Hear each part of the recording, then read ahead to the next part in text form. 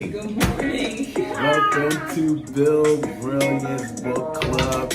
I am your host, Brian Wilson. I have with me, and we are discussing a continued discussion on Angela Duckworth's book, Grit. And Angela Duckworth is a renowned psychologist who came up with the concept of grit and its impact on success. Angela Duckworth's research focuses on perseverance and passion. More passion. For long-term goals, which she terms as grit. She asserts that these qualities are strong predictors of success in various fields, including education, business, and personal development. Yeah. And we are analyzing her book from the real estate perspective. Woohoo! Very good. So I got into part three.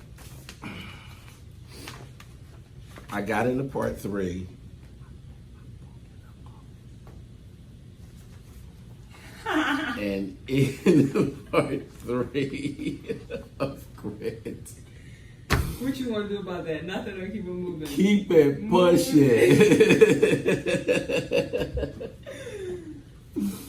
Keep it pushing. It's the whisper from me, like. She talked about grit from without, growing grit, and she gave the example of the football player and the singer, and how they're two different lifestyles. And when she first started talking about it, so I had to listen to this section a couple of times because I was just like, all right, I don't know how to talk about this from a kid perspective now because my kids are grown. So I said, okay, my agents are my kids. So I said, let's look at it from the perspective of my agents are my children that I'm trying to instill and grow grit into. So when I looked at it from that perspective, now I had a whole new conversation and a whole new dialogue, because I don't speak to the agents the same way that I speak to my children. But what am I trying to instill in them? What type of grittiness am I trying to instill in them or help to cultivate within them that they either already had, or that's untapped and undeveloped, or didn't have, and I'm trying to help them to connect to it. So where in this week did you see your grittiness come into play? Last night, I had an email blast that I'd been sending out consistently, and my disempowering context is like, oh, I'm not seeing anything come from this, or like I see people respond, I see people unsubscribe more than like have a conversation. And relating back to Angela Duckworth, it's like stamina versus intensity. And I have the stamina to keep doing the same, you say mundane tasks, but you're creating a foundation, and you're building on top of whatever that we're creating. So like what I saw this week is the continuation of the sending of the email blast. And then I thought about stamina versus intensity. Stamina. That was something that I needed to instill in my growth process of putting together my agendas and my plan for my team moving forward. My grit that I saw was just the tenacity and the tenaciousness of being able to meet with my agents. We should do a 5, 4, 3, 2, 1. Okay. 5. Morning. Good morning. Pause it. Okay. All right, so we're rolling on. So we just a good point that was just brought up was West Point. In the beginning of the book, she talked about West Point and like some of the first year agents, how like you might close like a big deal and then you might not close another deal for like 3 months. I'm not speaking it into your life, but that's just what there's a possibility of. And I remember when she said when they got to West Point, they cut off their hair and like they had like 2 minutes to say bye to their parents because like you're in the game. You're absolutely in the game. And another point that she brought up and was like Will Smith, he said, "Oh, we're gonna be on this treadmill together, but like I'm gonna make sure I'm gonna die before I get off this treadmill before you." Right before you did, yeah. Stamina versus intensity, like it's you're just in it for the long haul. This is not a quick hit. You see those stuff and you know you can make 20,000 in 2 minutes. It's like like you're so incentivized by it, you're so encouraged, but like what's the possibility? So we were talking about and I talked to you earlier before we started running the video about the culture and the culture of grit. And I was saying to you about the shared norms and the values of the different groups. That's what I was going into. The shared norms and values of the different agents that I've encountered at the different offices that I had an opportunity to be at. And being able to identify the grittiness of the existence of the agents that have been here for so long, their stick-to-itiveness, their tenacity to be in this business, to be in this industry, to be in this company. You know, I was a jump around agent. I mean, I spent my 12 years at Caldwell Banker, and then I did 7 years at 3 different RE/MAX offices. And I wasn't jumping around for fun. You know, there was something that I was really trying to look for, a grounding that I was seeking. But then I realized after I got here that it was more than that, you know. It was the tenacity of the agents, the stick-to-itiveness of the agents, you know, that I connected with. They helped me. I mean, I already had my own grittiness, you know. I think this book helped me to really uncover more of that and make me that much more dogmatic about the things that I'm really interested in.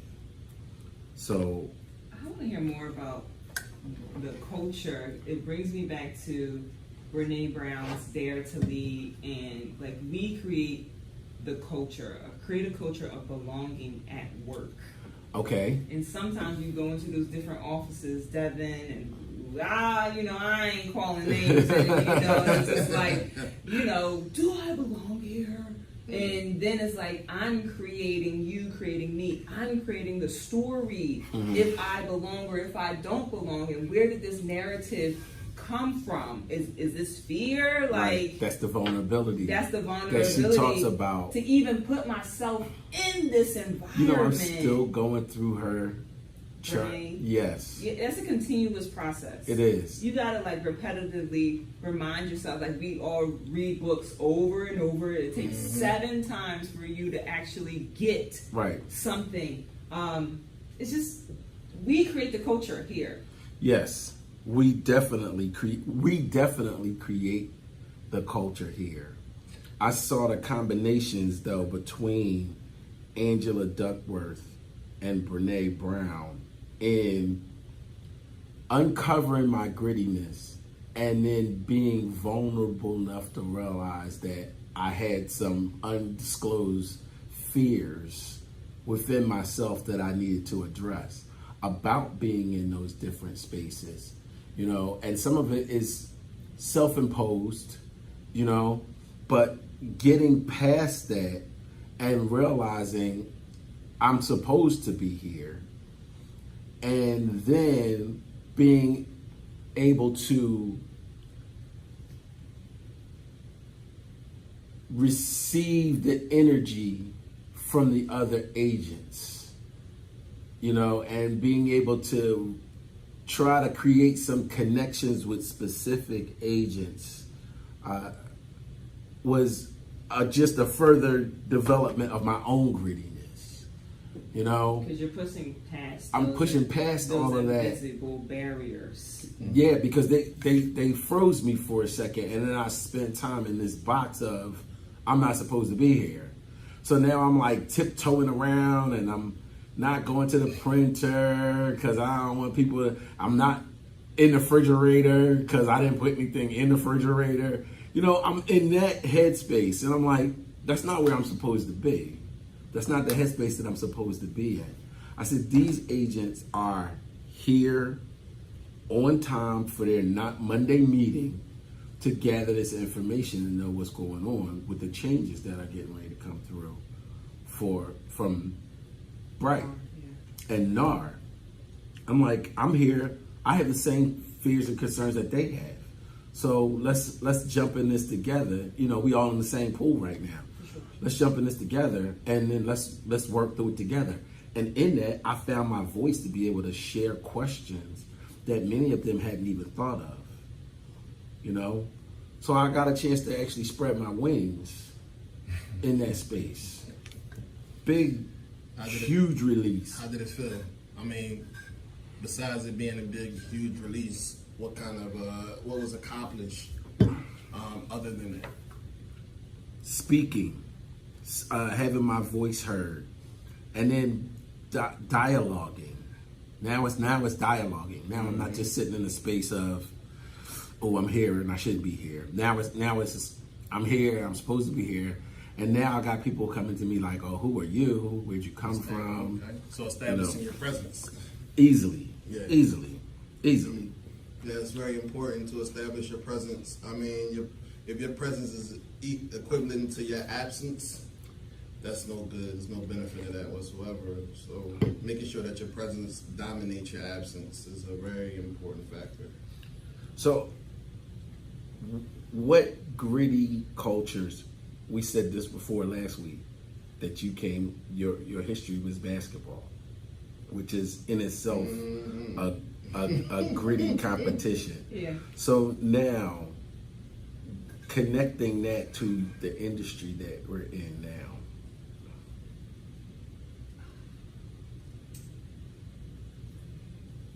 I can tell you what came to my head, and I'm like, oh, I don't like that story, you know. But I think of like, oh, it's the fourth quarter and we're down 10, and like that's like every day. You're fourth quarter, you're down 10. But then my other side, I was like, I don't want that to be the story, you know. But I feel like if you're down 10, you focused, you watching the clock. Every decision matters, and if you up 10, you might get a little lackadaisical because we got the lead, but to me, like, you know, you look at the quarters and like, you know, the tax quarters, and that's how you play the game. Whoever starts the third quarter in basketball is kind of like the determination of how you're going to finish. Like after you come out of that halftime, whoever like comes like with a fighting spirit, I think that really determines that. And we're in the third quarter. Like how you fighting? Like what's your story? Like you in halftime, but like you want to come out. How you playing? So how are you sharing that? How are you helping your agents connect to that? So right now I'm thinking like we had that photo shoot and stuff, and the art house, and you went to they sent another one, so I got my team to do it this Friday. They sent another one, so we're gonna do that. And then I was thinking this is for the fall. This is where the summer is over. Like we're prepping for the fall market, July, August. Like I get it, we're not even in those months, but those months are over. So how we gonna play the fourth quarter? That's what's the image that we're portraying for the fourth quarter? That's what we're stepping into in June, because we're thinking 5 steps ahead. Like who do I look like in October, November, December? Who am I? We're 6 months away from 2025. Like what am I creating? Because this year is over. I'm grinding, preparing my agents in the same mindset for next year, getting their GPAR dues out of the way early. Oh, what? Like, yeah. Yeah, this July. Yeah, You're going to start sending that bill out like next month. For sure. For sure. Getting the E&O out the way. Getting prepared for that. Because that's atomic habits. Because, and like even in continuing education, like we can be complete with our continuing education now. But we I chopped you on this, always. We typically play the game of, I'm going to wait until later to do our continuing education, when that's an atomic habit. Like, you've been being that person for X amount of years when you could get it done now. Mm-hmm. Yeah, when you can get it done now. You can.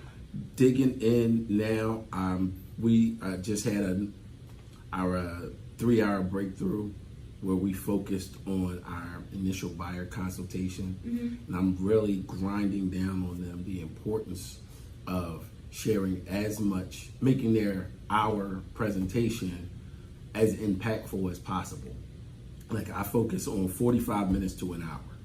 You know, in that 45 minutes to an hour, these are the things that you have to be able to explain and get through within that time frame. You know, even when we get to settlement, it's the 45-minute close. It's a process. Everything happens within that time frame. In order for it to happen, these are all of the little pieces that you've got to touch before you get into this room with a clerk, the listing agent, the seller, your client. Do you know what I mean? So I'm helping them, first of all, connect to where they came from, the industries that they came from, because it's the easiest thing for them to be able to relate to. Even getting into real estate, getting their license, and that entire process that they went through, you know, that was like boot camp, you know, to get to here. And now you're here, so now what are you prepared to do? You know, what are you prepared to do? When? Now. Yeah. Now. What are you prepared to do now? So making the connections, exposing them to not just their internal fears of, oh, I can't do this, or I don't know how to do that, or I don't know how to have this type of conversation. Getting them beyond that, opening their eyes to the external factors that are taking place in our industry, which is a consistent change. Every year there's something new that we've got to face or deal with. We've got elections coming up. Who knows how the agreement of sale is getting ready to change? It's getting ready to change now. So how do you prepare for that? How do you reintroduce new documents, additional documents to sign? How do you establish and create your value to your client? Those are the new conversations that I'm having in the culture of grit right now. More so is it such an inner game, because whatever changes that are going to come in your way, you know that you can handle whatever is going to come to you. She didn't talk to me. You have to. She didn't talk so much about. I mean, I think it's all inner. And I just think it's mostly inner. So, all right, so did you do the grit scale? No. Okay. Like the 25 things? Yes. No. I did the grit scale. I love that. I did the grit scale, and my grittiness was, out of 10, I was a 5.4. I was a 5.4. When you saw that, like, what you think? I didn't, I went back to Brene. Yeah. About what was what did she call? I went back to Brene and I looked at my vulnerability. I figured that. Did you, like, when you saw it, like, were you like, oh man, or were you just like, oh, neutral about it? Like, oh, okay, that's just what's up. I looked at it from a perspective of, okay, this is where my grittiness scale is right now. So, what have I not done? What work do I need to do? Because I know I have it. You know, I know I have it. I know I have it. When Angela made me go back and look at times in my life where I had to prove my grittiness. You know, where I had to be like, okay, this is do or die. I don't want to live in that space though. That's like a survivor space. But I feel like it's always it's like circumstances, and sometimes you in those circumstances You know, it's what happens to you and how you respond to what happens to you. That's really good. You know what I mean? Yeah. You don't have control over the externals. The only thing that we have control over, exactly. Inside game. Exactly. I mean, I could sit here and go through a multitude of, you know, in the trenches experiences that, and I said, and my mantra is that which does not kill you Makes you stronger. right.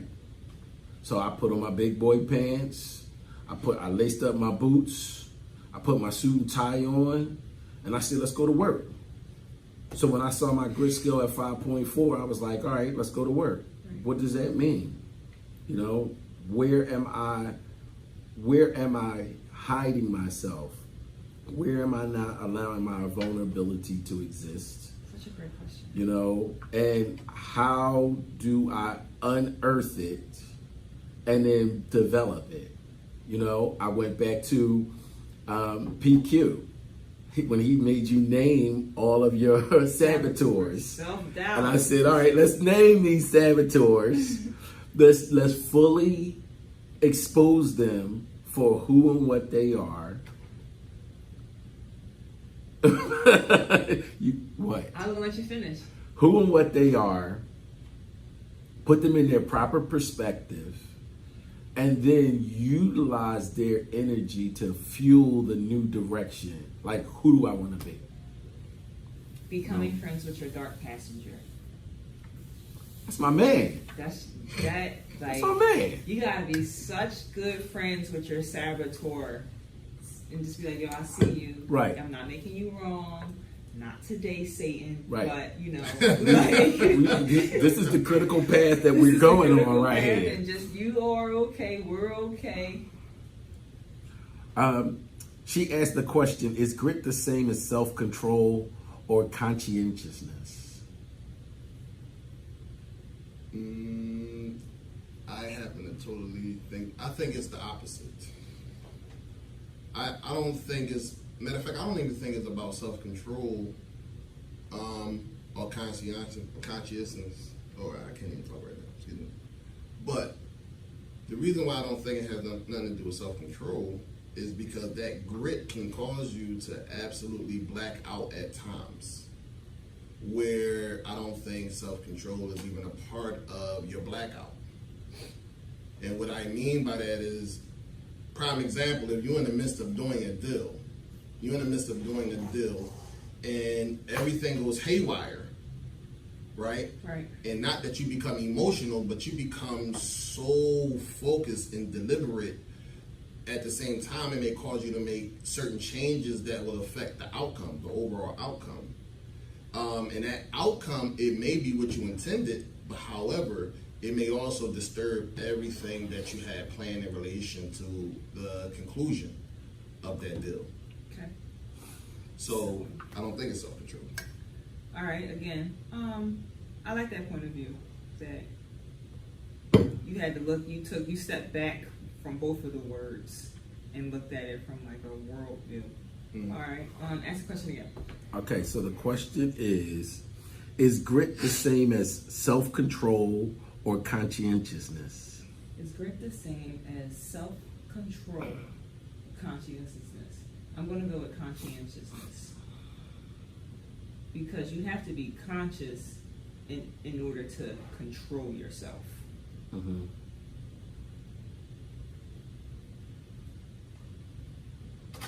I'm complete. Okay. I looked at it from a standpoint of self-control, because my grittiness only comes out when there's adversity. When there's something like the issue that goes wrong with the deal, mm-hmm. and my client is calling me up on the phone freaking out, the first thing I do is I don't answer the phone. I let it go to voicemail. Because I don't want to be in the same emotional state about the situation as my client is in. Yeah. So that's controlling myself. And you were conscious enough to know that they might need to take a beat. They might need to bring it because down. they gonna vent on you, and I might not have the capacity to take that on right. Right. You just tried to pull me out my space right now. So I'm controlling this. I'm running this deal, and this is the cockiness of B. But I say, okay, let's hear what the situation is first, without emotion. Like, for example, one of my agents called me up on the phone at 10 o'clock at night, freaking out, because he really thought his client was about to be killed by the buyer on the other side of the deal. And I mean, to the point where he had me in a conference call with the client's son, and it was like Chicken Little. He was freaking out, and I'm texting him like, "You need to calm down. We're gonna take this conversation out of the group, and it'll just be you and I." So I calmed them down. I separated the parties, and now I was able to do one-on-one. You know, a lot of it is self-control. I said to him, you have to control yourself first in these situations. Our clients depend on us to navigate them through this process. And be the calm force. And be the calm in the storm. I can't be Chicken Little. Yeah. We all can't be Chicken Little. Right. We all can't be Chicken Little. I'll give you grace if you want to be Chicken Little, because you might have been holding that in, and like, that was some stuff you need to let out. Yeah, when a reply to inspection comes and the appraiser asks for something, well, why they asking me to do this? And it's like, oh, why they asking me to do this? And I'm like, all right, they asked you to do this. Just take a beat. Like, who else are they asking to do this? What does that matter? What is this? It's irrelevant. I'm not going to do a whole spreadsheet about how many times an FHA appraiser asked to do chip paint. Like, I'm not going to. That's what they actually do. So let's just deal with what's so on June 25th. Right. Let's just deal with here. I'm not going to do a spreadsheet what happened in 1984. Right. So I think that story just now defined the difference or the reality that all three of them, although all three of them may be connected, neither one of them are quite similar in totality. And I think because a person can have grit but not have self-control or conscientiousness. And a person can have conscientiousness but not have self-control but may have grit. I think you have to be conscious. You are conscious You of have what to be you're conscious. saying. Mm-hmm. It's not like you're in a coma. Mm-hmm. We're not walking around oblivious here. Yeah. Absolutely. Right. But sometimes people can like black out. Like if you get into a fight or something, you lose your mind. Right. Like you might become unconscious in that point.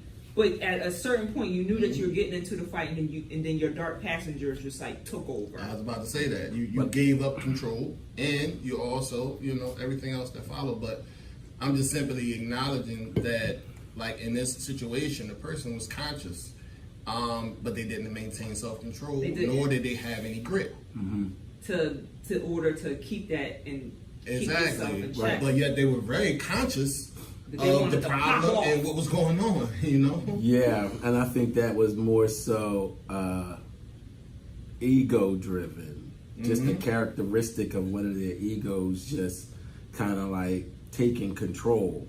So for me, everything started with self-control. What was the last book? What was the other book that we read about? I was thinking ego is the enemy.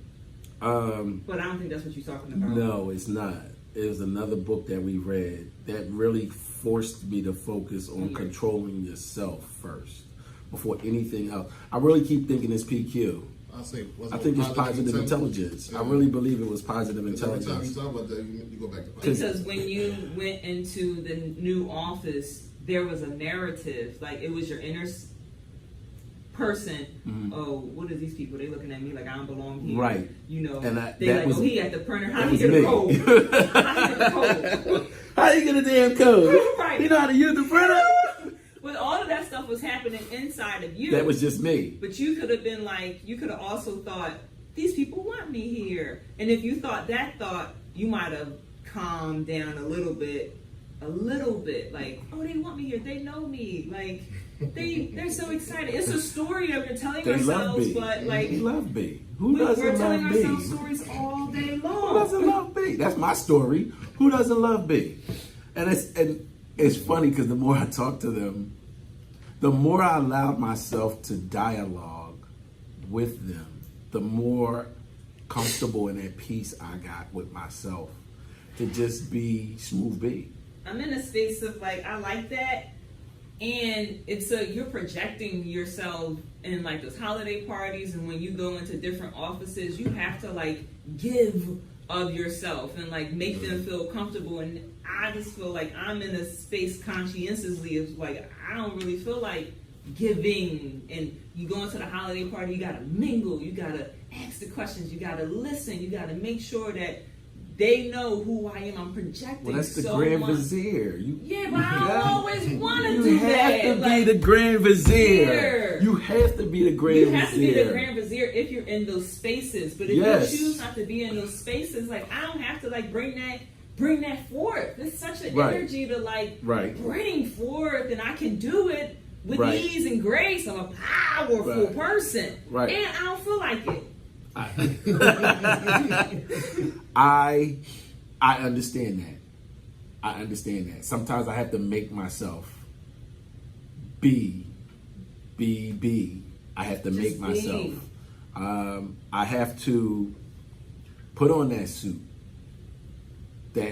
suit of armor when I know I don't want to be, and I cover up and silence all the I don't want to be, I don't want to do. I remember one time I was getting dressed to go to an event that I didn't want to go to. And every article of clothing I went to put on, I could hear my voice saying, I don't even want to put these socks on. I don't want to put these shoes on. Maybe these shoes don't fit. I think the rope, the string on the lace is getting ready to break. The button came off my jacket. My tie is not ironed. These are all signs These are all that I the- shouldn't be here. And after I literally got fully dressed, suit and all, and I'm standing in the mirror, and underneath me is like, take this shit off and lay down and go to bed. Did you do that? No, I didn't. I actually went to the event and I said, I fully committed. Yeah. Like I was there. I was there. I was interactive. And the wanting to be there that I wanted to have when I was at home getting dressed actually came out after I got there. So all of that I'm happy talking, that you shifted. that you know, all the silent, all the characters in my head that were sit down, you know. Yeah. I was able to fight through them, still be 100% present. You had to, and that's what's up. That's what's up, to hear that voice and to keep it moving, presence at the end of the To day. keep it moving and present at the end of the day. Where are we? All right, it's 9:45, so you know where we are. So we're at the point of book club. So this is the point of book club where we compare and contrast the current book that we're reading with another book that we've read in the past. So right now we've gone through, how many books have we gone through? Like in total? No, I don't have total. You don't, what do you mean? You don't I don't have, have, I can't, like, all right, so. I'm thinking say, like 60. Yeah, I was thinking that, but you're going to, like, now I got to look at the past years and do the math, you know, but I think you're right, because so far this year we're at 10. We're at 10 this year. Yeah, This in is June. And then last year, we got to I think 22. we did 22 last year. 22. Right. And And then the then year before that. I don't have good notes. Okay. I got right. 6. Well, okay. Yeah, we might be off 1 or 2. Yeah, Maybe. I don't have good Well, you notes know for what it that. is? Because I think I was adding books that I was reading before book club. Yeah, and I probably wasn't documenting Like, right. how I was. It was the beginning. In the beginning. In the beginning. Right. So like definitely Okay. 50. All right. You said 60. I said 60. Yeah. Yeah. Probably because I'm reading some books together. Like I'm reading 2 books at a time. Yeah, I saw the question was like, how many books do you read a month? And I'm thinking like 2.5. Yeah. Because like what I'm we thinking get 'em. like, what do I actually complete? Not I might go back to Eckhart Tolle, The Power of Now, and I might read chapter 2. Right, I right. read it already, but I Right, might right. re-presence myself with any new books that we've read. We finished Grit this month, We finished Grit this month. and it takes us maybe like 2 weeks to really finish like go something. through. Yes. Yes. So 2.5. Okay. All right. So compare and contrast. All right. Go. So Grit comparing to with any book that we have read in book club. Okay. I can't think of. I'm gonna let you go first. Okay. Where's my Nisha, you want to go? I want to listen to you. All right. The tipping point. I'm debating who do I want to compare this book to. Okay. I try to jazz it up, but I'm going to go with The Tipping Point. Okay. And The Power of Positive Thinking, which I think we could read again. The Power of Positive Thinking. So let me just go with one. I'm going to go with The Tipping Point. Okay. By Malcolm Gladwell. Okay. And it's back to my like fourth quarter analogy, where whoever starts the third quarter, that's kind of a key determination of who's going to win the game. And to me, like that's the tipping point between who's going to persevere and keep fighting to the end. I hate that we have to fight to do something. Like, we're at a point it's supposed to come to you, the Silver Method, with grace and ease. Oh. And also the power of positive thinking. Like sometimes I have to fight my own internal dialogue to stabilize the conversation that just might thoughts become like interruption. It's like, like the power of positive thinking comes in that point. And if I can tip the scale, like the secret message of water, if I can fill myself up with positive water, it pushes out the negative. And it's a continuous like moment. Each moment I have to be so present to know what's happening in here to maintain a level of equilibrium. You said some things, and now it almost made me change my book a little bit. but I'm sticking with my original. So I thought about Rocky. You know how I feel about Rocky. Yeah. I think about the grit that he innately had, and then uncovered and developed all in the first Rocky. Like he was a leg breaker collection guy. Yeah. That's how he started. Yeah. And then he was like a part-time boxer. And then he gets the call to spar with the champion of the world. Yeah. And he's like, okay, it's some things I gotta change. So he stopped smoking, because remember he was smoking cigarettes. He would get up at 5 a.m. He cracked the eggs. Remember the 7 eggs he would crack? Yeah. And drink the eggs. Yeah. And then he would go for a run. And then he would push himself through the entire process to be able to get in the ring. And to get in the ring was the culmination of all the weeks, the work, the training, the I can't do it, the psychological portions that he had to get through. And so my book, all of this brings me to my book, which is Brene Brown, Dare to Lead. Because he, in other series of Rocky, there were points of fear that he had to get through. Like, remember that scene when he was on the beach and then Apollo Creed was training him, and his wife was there, and she had to confront him. She was like, "What the hell's going on? What's the problem?" And he had to just break down and be like, "I'm afraid. I'm afraid. You want to hear me say it? I'm afraid. I'm afraid I'm gonna lose. I'm afraid I'm gonna lose what I got. I got you, I got the kid, I got the house, I got all these responsibilities, and now I'm getting ready to go in this ring with this man who's probably getting ready to break my neck, and I'm gonna lose everything. And she was like, well, if you're afraid, just, say it, and then get through it and move past it and go forward. And that's exactly what he did. I'm like, but he had to face that.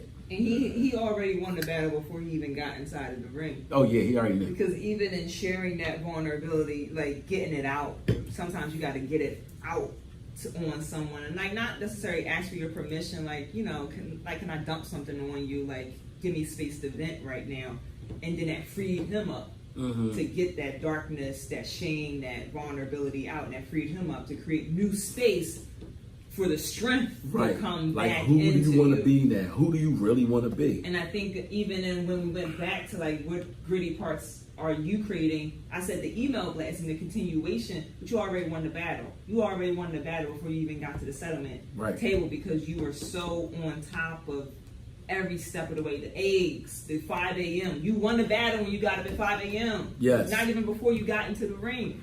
And I got up without the cat's assistance. Yeah. Yes. I think it makes me think of extreme ownership. Because the points that she brought about West Point, and then the other points that she brought about, perseverance. And in extreme ownership, he constantly takes you back to that state of mind. How you are not only at war within yourself, but you're at war within whatever industry you're in. And as you constantly remind us, we're on the front line, and she constantly brought that point and broke down how, what they endure at West Point, what they endure during training, and how it's a consistent process from start to finish. The same thing all day from 5 in the morning all the way till 10 at night, and then you go to sleep, you wake up, and you start the same thing all over again. And you gotta enjoy that. Sometimes you gotta enjoy the suck. Is that what they said? Yeah. You gotta enjoy the suck. And sometimes I get into that not dark space of like, oh, this is mundane. Like I'm tired of this loop. Like if this is what life is, then I got it. Like I got it. And then it's like you said, enjoy each and every moment. You really gotta get in it. Getting back, it was 8:49. I'm enjoying this moment. It's 8:50. I'm present. I'm enjoying this moment. I'm not thinking about the emails and that didn't happen or already happened. Right now, I am here. So now that brings me to another question here, because we got a few minutes left. What has changed about your business since reading this book?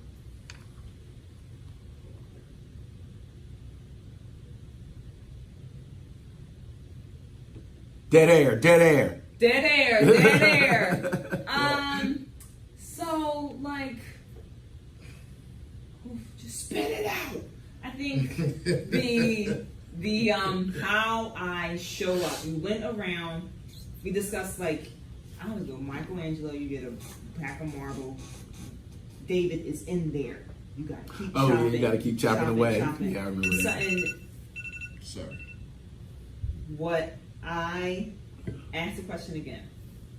What has changed about your business since reading this book? How I show up for myself. What has changed after reading Grit is how I show up for myself and what image am I portraying. Now that we have this set up and everything, now I'm showing speaking, self-expression, communication. So my communication has increased. Turning the mic, turning the camera on to yourself, looking at the people, talking to the people. People want to hear what you have to say. So what's changed is now that we created this new structure, I'm communicating on a different level, whereas 2024, 4 months ago, last month, I wouldn't have had this content. I wouldn't have been this person. Right. Now, Grit, 3 sessions in, we're working through it. we're chopping what works, what doesn't work, but you have to go through the experience to feel like, to notice this worked. Okay, this didn't work. Okay, this is what we're going to tweak.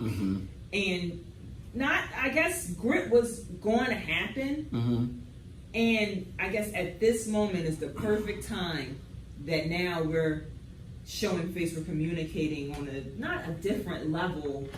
You're just, you're communicating. This is a different level for me. For sure, I got you know that. This. And I don't know if it was necessarily because of grit. It's just at this moment and this time, with the office offering us what we have now, lights, camera, action. Right. Now we're a new person. Okay. For me, it's being on camera. Because this is, Yeah. It took a minute to even get comfortable. And you uncovered a part of yourself that was already there. It was already there in you. Like, but I said, I don't know why these two authors because you got to be have vulnerable. affected me. You have to be vulnerable because you're going to make mistakes, right? And you're going to do it live, right? You're going to do it live, and my mindset was burn the ships. It's not about you. Right. We here. Yeah. This is the land that we on. Burn the ships and keep it pushing. There is no exit. There is no plan B. Right. So I'm 10 toes down. I'm 10 here. toes down. What's up? Right. Plus, with that mindset of having thick skin will put you in the mindset of the man of steel, And so when we read, as we read from Renee Brown, that vulnerability is actually an asset versus a liability. First with yourself. Exactly. So she puts you in that. Yes, she puts you in that. She puts you in that mindset because in your work life and in your personal life, if you're not vulnerable, as you just mentioned, Rocky, that was his personal life more so than his work life. But however, that vulnerability, it basically helped him elevate his mindset so that he can accomplish and be successful in both areas. How about that? So this brings to a close our review of Angela Duckworth's book, Grit. And thank you all for your participation, feedback, and insight. So you know where we're going next, right? No. The next book that we're reading is Psycho-Cybernetics. Psycho-Cybernetics. I can't wait. I am so excited. I started reading it already. I read it. I'm like chapter 5 in right now. I'm so excited. That's okay. That's okay. Like I said, like earlier, you got to read stuff like multiple times to let it sink in. And I went through it. I read it I think 3-4 years ago, and I need to read it again. Yes. I need to I told you I read it, and I read up to chapter 2, and chapter 2 said stop reading it, and I was like, so you listen to it. I said, okay, stop reading. Because the mental part, and it's you gotta combine what's your winning formula, combine how you feel when you close that first deal to a future thing that you want to happen. And feel it now. You so excited, and then that calls forth the energy. I really want to go back. So thank you. Yes. Oh my you God. brought it up. I've been you saying brought it up. You brought it up. You brought it up. You brought it up. So I appreciate you for bringing it up. Thank you very much. Yeah. See you guys next week. 5, 4, 3, 2.